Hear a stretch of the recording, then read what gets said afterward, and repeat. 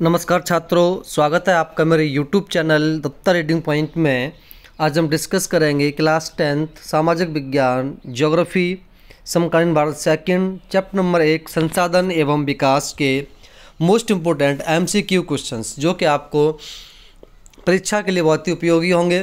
अगर आप चैनल पर नए हैं तो सबसे पहले आप इसे सब्सक्राइब कर लीजिए ताकि आपको और वीडियोज़ मिल सकें। चलिए शुरू करते हैं। पहला क्वेश्चन है, संसाधन क्या होते हैं? तो यहाँ जो आंसर आपका होगा वो हो जाएगा आपका ऑप्शन नंबर ख, मानवीय क्रियाएं। संसाधन मानवीय क्रियाओं का परिणाम होता है।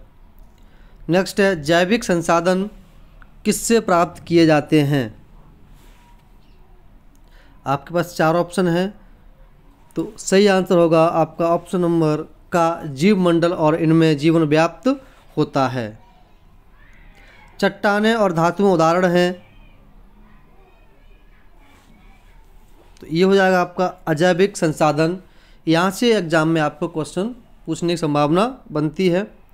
बहुत से किसानों को सरकार द्वारा भूमि आवंटित की गई,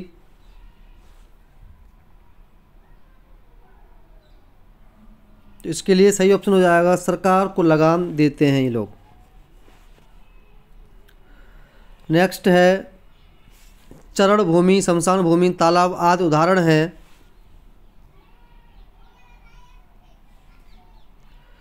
तो सही आंसर हो जाएगा आपका ऑप्शन नंबर गा, सामुदायिक स्वामित्व वाले संसाधन। ऐसे संसाधन जो समुदाय के सभी सदस्यों को उपलब्ध होते हैं कहलाते हैं सामुदायिक संसाधन, जैसा कि अभी ऊपर बताया गया था। तकनीकी तौर पर देश में पाए जाने वाले संसाधन होते हैं, ये हो जाएंगे आपके ऑप्शन नंबर गा, राष्ट्रीय संसाधन। बाग, चारागाह, कुओं का पानी उदाहरण है, तो ये हो जाएगा आपका ऑप्शन नंबर ए, व्यक्तिगत संसाधन यानी निजी संसाधन कहलाते हैं ये। राष्ट्र संबंधित संसाधनों को कहते हैं ऑप्शन नंबर गा, राष्ट्रीय संसाधन। ऐसे संसाधन जिनका सर्वेक्षण किया जा चुका है और उनके उपयोग की गुणवत्ता और मात्रा निर्धारित की जा चुकी है कहलाते हैं, ये कहलाएंगे यहाँ पर विकसित संसाधन। पर्यावरण में उपलब्ध वे पदार्थ जो मानव की आवश्यकताओं की पूर्ति कर सकते हैं परंतु प्रौद्योगिकी के अभाव में पहुंच से बाहर हैं कहलाते हैं ऑप्शन नंबर खा, भंडार। ऐसे संसाधन जिन्हें उपलब्ध तकनीकी ज्ञान की सहायता से प्रयोग में लाया जा सकता है परंतु इसका उपयोग कभी प्रारंभ नहीं हुआ कहलाते हैं, इनको हम कहते हैं संचित कोष। प्रथम अंतर्राष्ट्रीय पृथ्वी सम्मेलन रियो डी जेनेरो ब्राज़ील में कब हुआ था? तो ये हुआ था जून 1992 में। नेक्स्ट है, नियोजन एक सर्वमान्य रणनीति किसके लिए है? संसाधनों का विवेकपूर्ण प्रयोग करना। अरुणाचल प्रदेश में जल संसाधन प्रचुर मात्रा में पाया जाता है परंतु कमी है, ऑप्शन नंबर खा, मूल विकास की। भारत में संसाधन नियोजन के उद्देश्य की पूर्ति के लिए प्रयास किए गए हैं।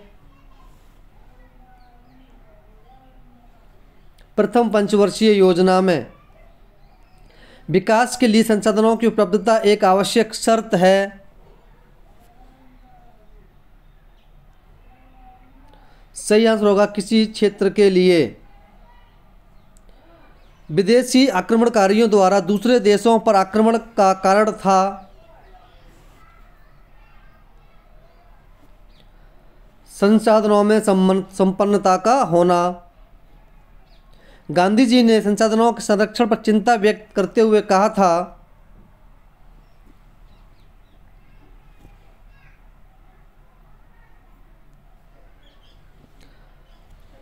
संसाधन पेट भरने के लिए बहुत हैं। गांधी का संसाधन पेट भरने के लिए काफ़ी हैं, पेटी भरने के लिए नहीं। गांधी जी के दर्शन को सुमशेर ने अपनी किस पुस्तक में व्यक्त किया है? तो ये किया गया है स्मॉल इज ब्यूटीफुल, जो कि अभी एग्जाम में भी पूछी गई थी। भारत में बूथ क्षेत्र मैदान है 43% लगभग। भारत में पर्वतीय क्षेत्र हैं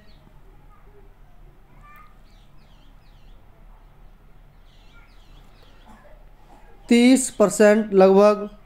भारत का कुल भौगोलिक क्षेत्रफल क्षेत्र है 3.28 मिलियन वर्ग किलोमीटर। देश में वांछित वन क्षेत्र की अपेक्षा वनों का क्षेत्र काफ़ी कम है, तो आंसर हो जाएगा 33% कुल भौगोलिक क्षेत्रफल का। वर्तमान में भारत में कुल कितने प्रतिशत भूमि निजीकृत है? ऑप्शन नंबर का 130 मिलियन हेक्टेयर। गुजरात, राजस्थान, मध्य प्रदेश और महाराष्ट्र में भूमि निम्नीकरण का क्या कारण है? तो ये हो जाएगा आपका अति पशुचारण। विस्तृत रूप से फैली और महत्वपूर्ण मृदा है जलोढ़ मृदा, जो सबसे ज़्यादा फैली हुई है। किस मृदा में कंकड़ ग्रंथियों की मात्रा ज़्यादा होती है? तो ये हो जाएगी लाल मिट्टी में। लाल मिट्टी न लगा करके आपका सही आंसर यहाँ पर हो जाएगा बांगर। बांगर के अंदर क्या होता है कि बांगर में कंकड़ ग्रंथियों की मात्रा ज़्यादा पाई जाती है। काली मृदा और किस नाम से जानी जाती है? काली मृदा को रेगुर मिट्टी के नाम से जानते हैं, रेगुर हो जाएगा ये। उच्च तापमान और अत्यधिक वर्षा वाले क्षेत्रों में कौन सी मृदा विकसित होती है? ये होती है आपकी ऑप्शन नंबर गा लैटेराइट मृदा। लैटेराइट मृदा किस फसल के लिए सबसे उपयुक्त पाई जाती है? तो लैटेराइट मृदा सबसे अधिक काजू के लिए उपयुक्त मानी जाती है। कई बार जल विस्तृत क्षेत्र को ढके हुए ढाल के साथ नीचे की ओर बहता है, जिससे ऊपर की मृदा जल के साथ घुलकर बह जाती है। इसे कहते हैं चादर अपर्दन। ऐसी भूमि जो जोतने योग्य नहीं रहती,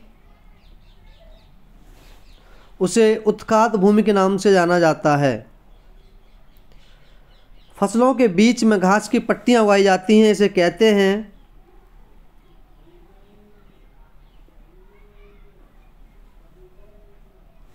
तो इसे कहा जाता है पट्टी कृषि।